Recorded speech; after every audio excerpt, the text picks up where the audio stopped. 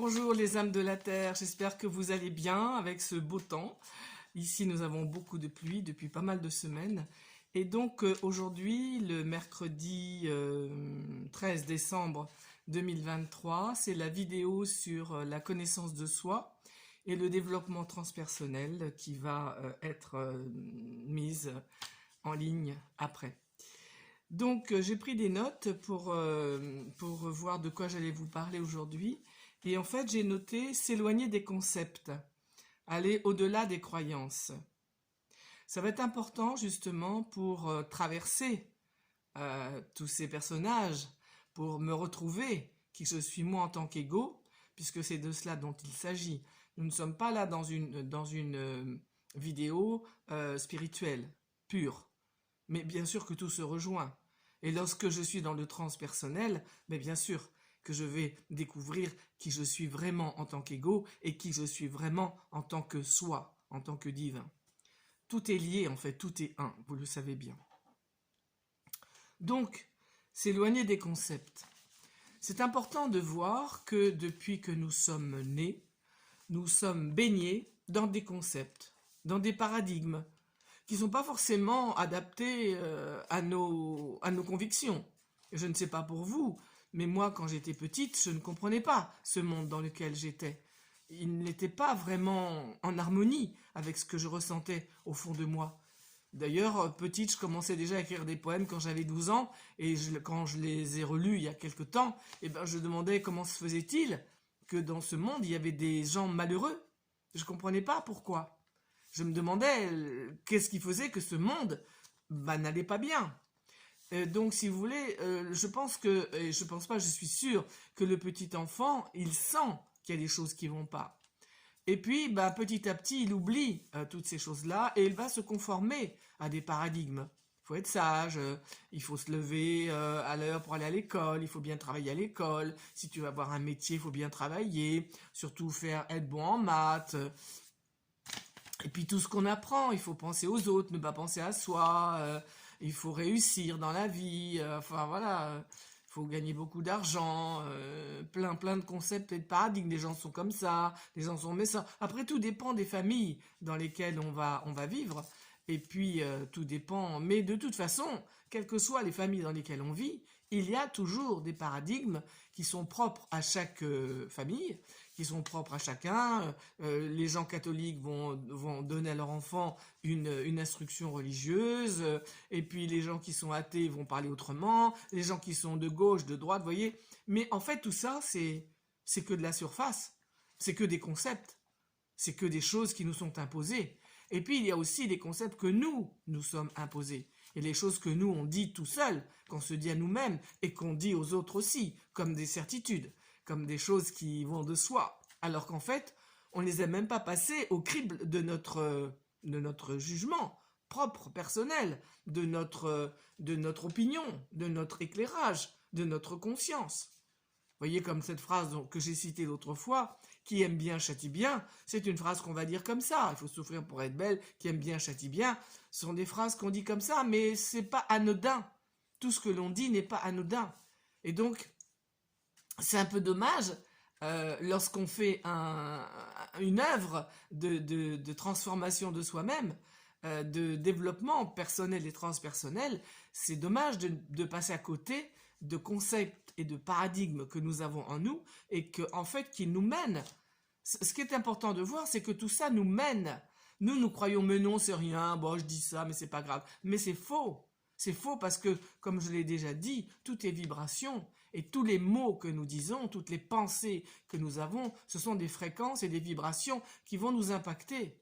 Et il y a d'autres conséquences plus graves encore que celles que je dis là. D'accord? Parce que tout est interrelié.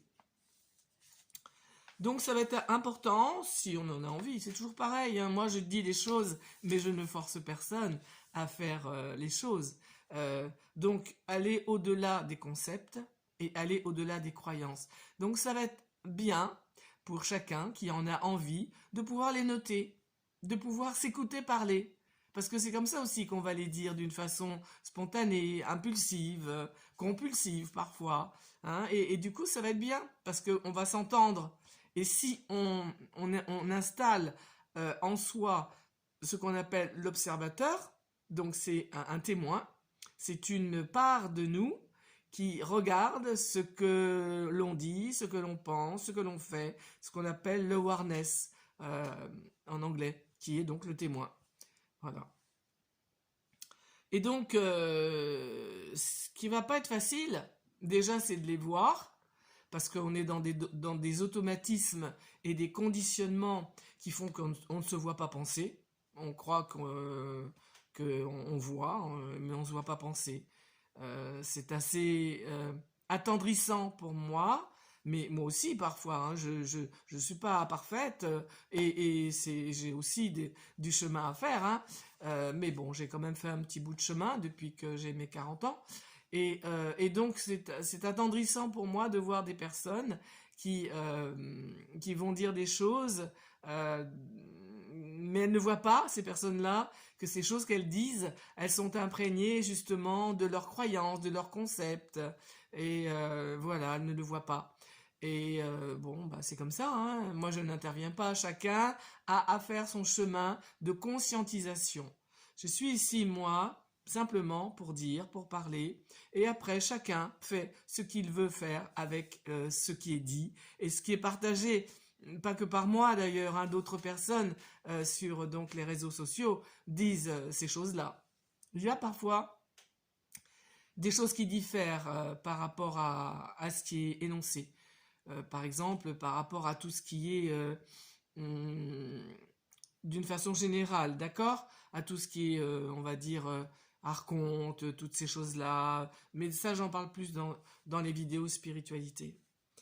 Donc en fait, ça va être important si on veut vraiment avoir des modifications dans son être et être vraiment qui l'on est, eh bien de regarder les croyances que l'on a, les concepts que l'on a par rapport à tout. Au travail, à la vie, au couple, aux enfants. Par exemple, on va dire, ben oui, les enfants, c'est bien, il faut qu'ils obéissent aux parents. J'avais l'autre jour quelqu'un qui me disait, ben moi, mon mari, il est toujours en train de râler après notre fils, qui a 18 ans, qui habite chez eux, parce que dans sa chambre, c'est vraiment dégoûtant, quoi. Bah oui, mais c'est sa chambre.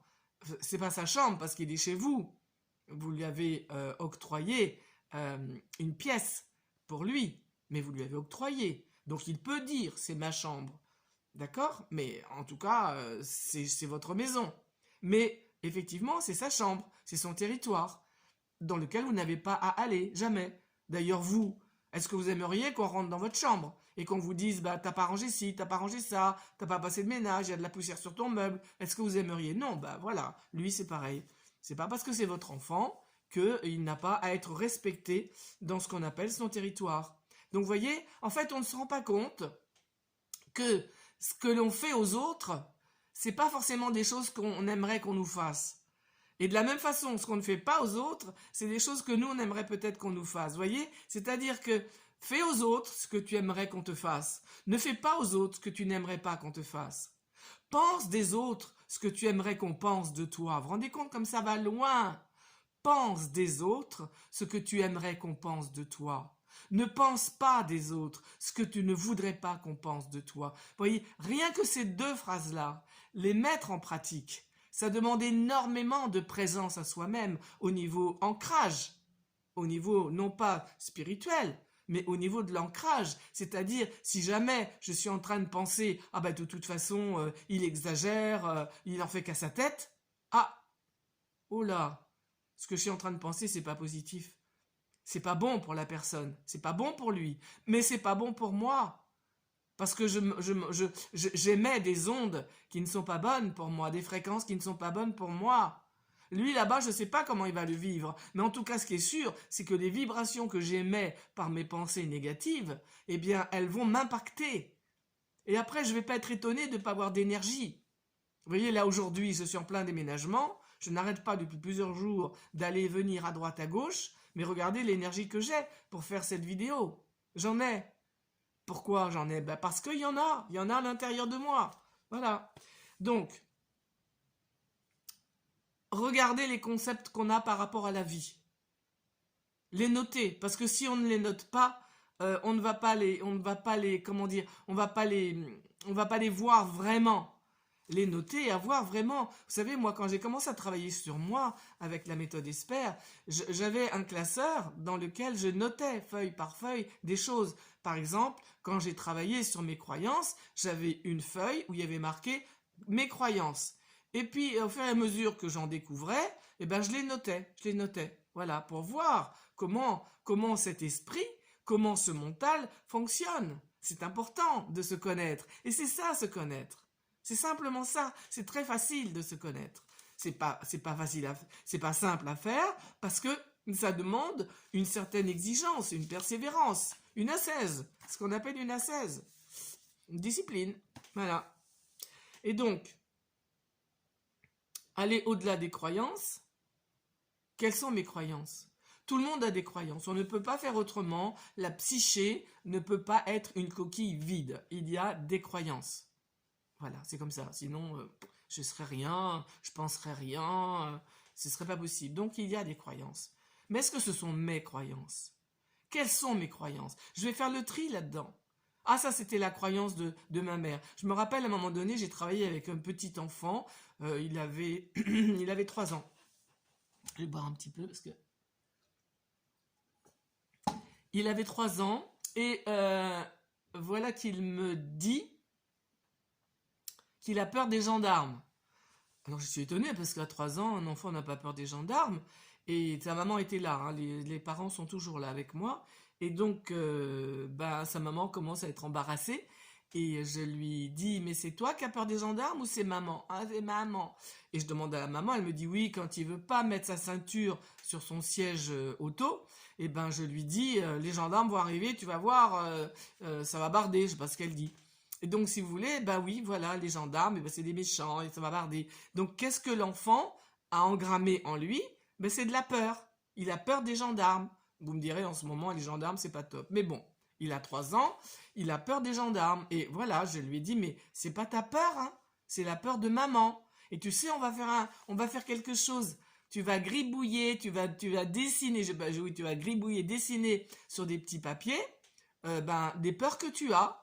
Et puis tu me dis comment tu veux que je découpe le papier, grand, petit, tu me le dis. Alors il me disait petit, grand, et je découpais le papier, il faisait des gribouillis, et je dis ça c'est ta peur de quoi? Il me disait c'est la peur des araignées. Ah bon, t'as peur des araignées? Bah oui, c'était encore une peur de la maman, vous voyez?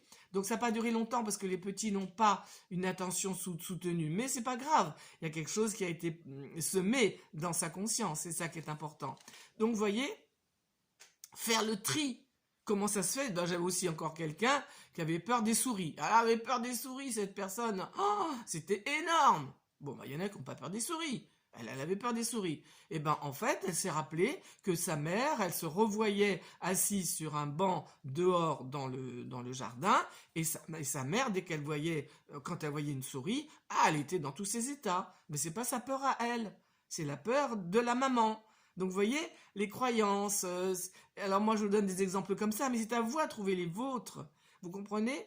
Le travail de connaissance de soi et de développement transpersonnel, ça va passer par quelque chose de concret, de pratique. Il y a aussi quelque chose qui est intéressant là-dedans, je vous donne ça comme ça, je vais vous donner encore une chose intéressante. C'est ce qu'on appelle la belle image de soi. Ah, ça, c'est important. Je peux vous dire que c'est très libérateur quand on peut s'en détacher. Mais là, ça va faire mal, hein, parce que d'accord, tout ça, on s'est installé dans ces trucs-là. Vous comprenez?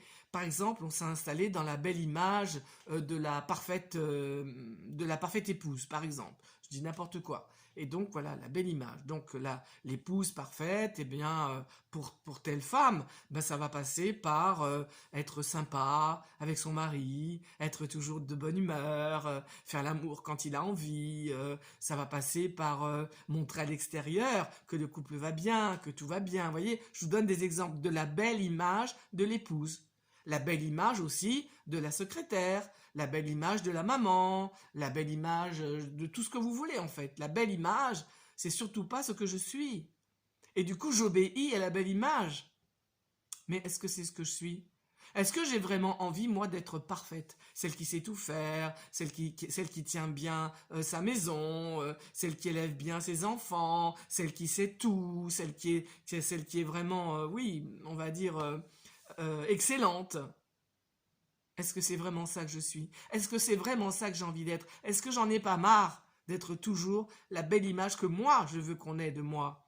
Mais est-ce que les autres, finalement, ont envie d'avoir une belle image de moi? Ou est-ce que les autres, ça leur est égal? Est-ce que j'ai pas envie plutôt d'être libre, d'être moi-même, et puis parfois, de pas faire mon ménage, et puis parfois de pas me laver, et puis parfois d'être en colère, et puis parfois d'être heureuse, et puis parfois d'être égoïste, et puis parfois de donner, d'être moi. C'est qui être moi en tant qu'ego? Donc c'est vrai, casser la belle image de moi, ça va être important.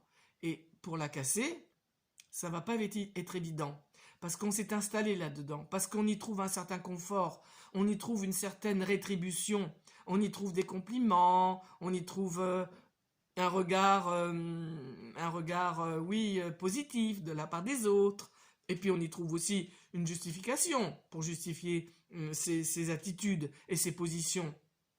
Oui, par exemple, moi je suis une femme bien, moi je suis pas une épouse qui tient pas bien sa maison ou qui ne s'occupe pas bien des enfants, donc t'as pas le droit de partir avec quelqu'un d'autre. Vous voyez, c'est parce que c'est l'image que j'ai de moi. Si l'image de moi est cassée, si par exemple le conjoint va dire ah bah non, de toute façon tu t'y crois, mais c'est pas du tout ça, c'est pas du tout ça. Tu crois que t'es comme ça, mais t'es pas comme ça. Regarde, avec notre enfant, et parfois tu le disputes, tu l'engueules, tu fais ci. Lui va casser l'image. Et comment moi je suis quand on casse l'image de moi? Si moi, je n'ai pas un vrai regard sur moi par rapport à oui, c'est vrai, parfois, je suis pas une maman digne de ce nom, quoi. Bah oui, je me donne le droit.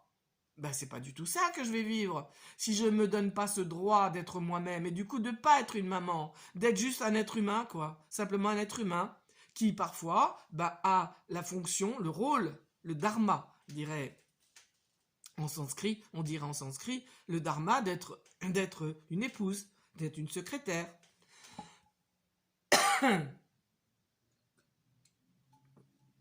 La vie nous donne des rôles à jouer, ce qu'on appelle le dharma. Et c'est bien de les jouer correctement, ces rôles-là. Mais ça, c'est pas la belle image. Parce que je peux aussi ne pas faire ce dharma-là. Parce que je le choisis. Et du coup, j'ai un autre dharma. J'ai le dharma de l'égoïste. Pourquoi pas? En fait, je suis libre. Ce qui est très important, c'est le mot libre. C'est celui-là qui est le plus important. Et donc, effectivement, toutes ces choses-là, vous voyez, s'éloigner des concepts, aller au-delà de ses croyances, avoir ses propres croyances. Qu'est-ce que je veux moi? En quoi je veux croire? Est-ce que cette croyance-là, elle est bonne pour moi? Est-ce que la croyance qui est, par exemple, je sais pas, moi j'en ai pas beaucoup, donc j'ai pas beaucoup d'exemples à vous donner par rapport à des croyances. Je sais pas moi, il faut croire en Jésus, par exemple. C'est une croyance, ok? Est-ce qu'elle est bonne pour moi? Peut-être que non, parce que peut-être que cette croyance-là m'oblige à prier tous les soirs, à genoux, au pied de mon lit. J'en sais rien, je dis n'importe quoi. Hein. Peut-être que. Alors, est-ce que c'est bon? Est-ce que j'en ai pas marre de prier tous les soirs à genoux à côté de mon lit? Est-ce que c'est ça, croire en Jésus? Est-ce que c'est ça, aimer Jésus? Puisque on va parler de ce truc-là. Je suis parti sur cette croyance. Pas forcément. Parce qu'après tout, on va dire comme ça, j'invente, hein, c'est pas du tout comme ça que je suis moi, hein, voilà. Mais on va dire, après tout, non. Et puis c'est vrai, en plus, hein, là, c'est moi qui vous le dis. Si vraiment je crois au divin, alors on va dire Jésus, pourquoi pas, hein, eh bien, il est partout, puisque je suis lui. Donc j'ai pas besoin de le prier.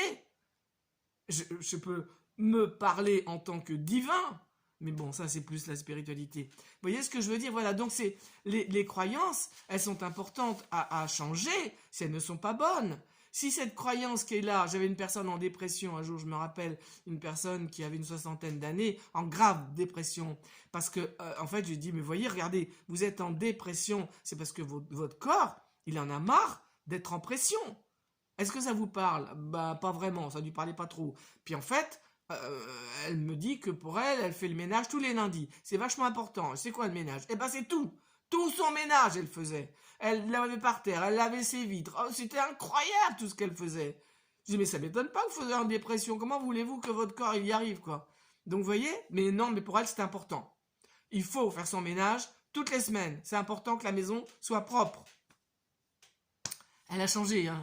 Au bout d'un moment, elle s'est complètement libérée. Elle pouvait gentiment prendre son café le lundi matin, bouquiner, et puis voir que la serpillière n'était pas passée. Voilà, donc elle a changé. Donc si vous voulez, tout ça c'est important. Changer ses concepts. Regarder ses concepts. Les changer s'ils sont pas bons. Enlever les croyances qui sont pas bonnes et qui sont pas les miennes. Mais ça me vient d'où ça? Cette peur de manquer d'argent. Est-ce que c'est moi qui l'ai? Ah ben non. Mais elle me vient d'où? Ah, elle vient de là. Ou même on s'en fout d'où elle vient. Mais est-ce qu'elle est bonne pour moi? Ben non, eh ben je la change. Par quoi? Eh ben je manquerai jamais de rien. Moi j'aurai toujours tout ce dont j'ai besoin. Et même le superflu.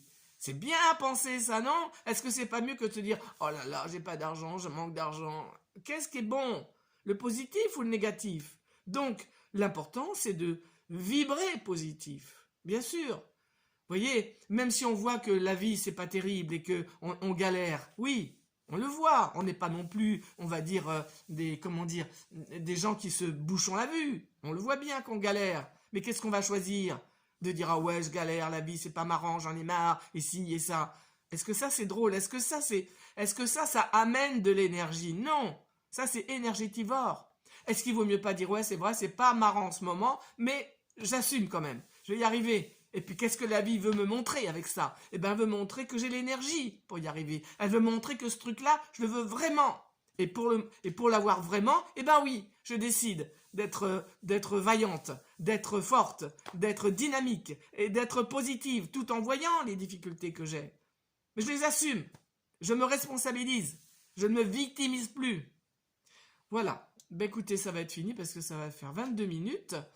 Donc, je vous souhaite un mercredi pluvieux, ou pas, à l'intérieur de vous avec du soleil, et c'est le soleil que vous déciderez d'y mettre, parce que vous êtes créateur de votre être. Vous êtes créateur de votre vie, vous êtes créateur de ce que vous faites de votre vie, et ça c'est important. Arrêtons de chercher ailleurs quelqu'un qui va s'occuper de nous, quelqu'un qui va nous sauver. En ce moment, c'est le terme à la mode, hein. Non, c'est moi qui me sauve moi-même. Et le reste vient par surplus. Mais c'est pas moi qui cours après ceux qui vont m'aider, ceux qui vont me secourir. Non, c'est moi-même. Et j'en aurai toute la fierté, bien sûr, parce que j'ai réussi. Voilà. J'espère vous avoir insufflé toute cette énergie qui est ici à l'intérieur. Et puis je vous dis sans doute à dimanche. Alors comme je déménage en ce moment, vous voyez, les rayonnages sont vides. Eh bien, peut-être que dimanche, il n'y aura pas de vidéo, mais il y en aura à un moment donné. Voilà, au revoir à vous.